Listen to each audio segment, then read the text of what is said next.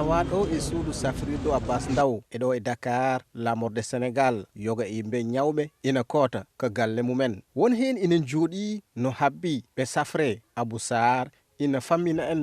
gonka ka waaw ñu bari non la wax minen fof ko noon min mbiya oyo to gonɗo caggal o jooɗiɗo e min kam honɓe nganndumiɗo mboɗo mi haalde e maɓɓe gila nane ngam mi wawa nadde toon def ba dugg foofu Badiane Ngom wondi koye ñaw jabet min tawimo komo jooɗi sara gorko makko o ari ko ngam safrude gañande ma ñëwon pour faju sama tànk komi garnude ñawdude koyngelam sabu ha hande ngal sellani kono garmi ɓe mbiyimi koye woppere golle ɓe goni timmi koyngelam ngal wawa walde tawa ñawda so ɗum waɗi ɗum moƴƴatayam dama jaɓeti ɗum fof noon ko caɗele mawɗe e wiide Fansou Badji non ça c'est plus que ko des yaltingol kalis goɗɗo tan ɗum wonanta min kadi min ko ha legal biyetegal yara ummima ete ko temedde jeegom joɗmina garanmi nde so haaju o humtaki kadi ko noon mbaɗanmi gam hodde ɗum wona law pas normal quoi vraiment syndicat rendinde gollotoɓe to banggue cellal fuɗɗima gila hanki hofgo juuɗe fodde balɗe ɗiɗi ngam ɗaɓɓude hormade nanodire ɗeɓe sifodirno e laamu ngu Ibrahima Nia Dakar RFI